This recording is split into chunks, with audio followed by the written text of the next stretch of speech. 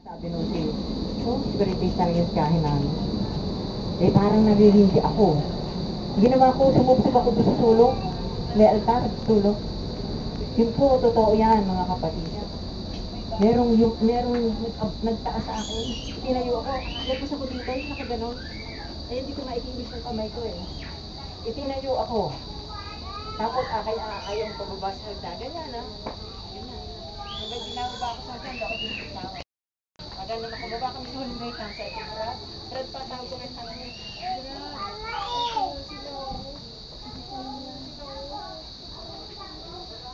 Umamis lang si tata. Tapos nawala na. Sa mga kapatid yun, ama, di ba? Talagang binuhat ako. Hindi ko naman sabihin, nagbibiro na. Kaya ang espiritu may bulto. Hindi lang nakikita.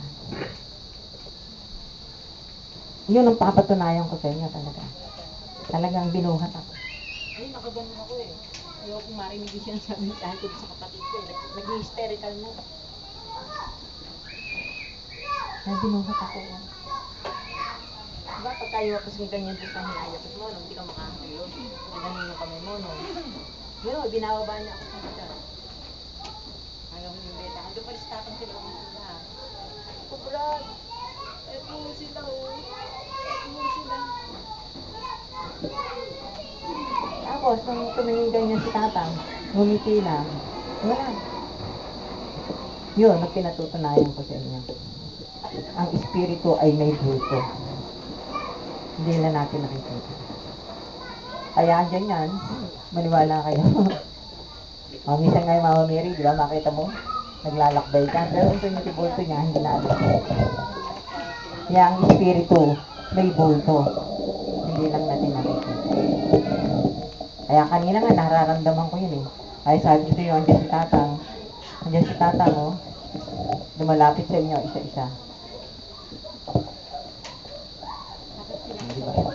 So, kaya mga kapatid, kaya maswerte kayo. Kung baga masarap o mahirap, o swerte nyo o mahalas nyo, umapasama kayo sa lahing ito na pinipili at pinipili. Meron siya. Kaya nga, pinapausap ko na kayo. Kayo na ba talaga yan? Nandiyan si tatang. Nandiyan pa yan. Binabasa kayo.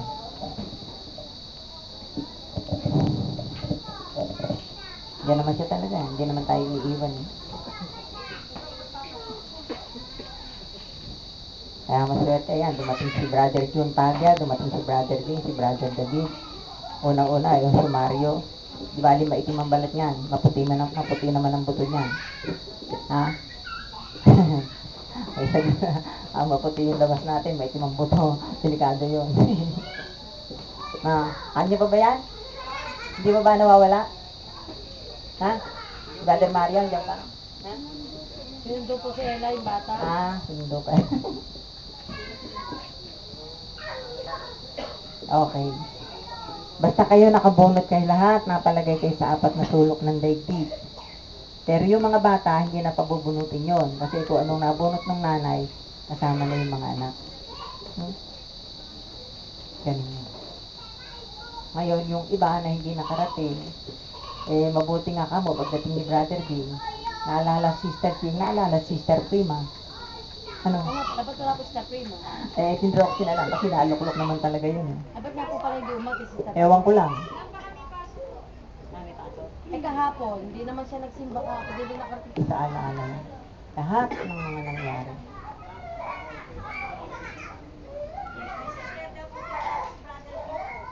Ikaw? Sige, di ka. Tapos,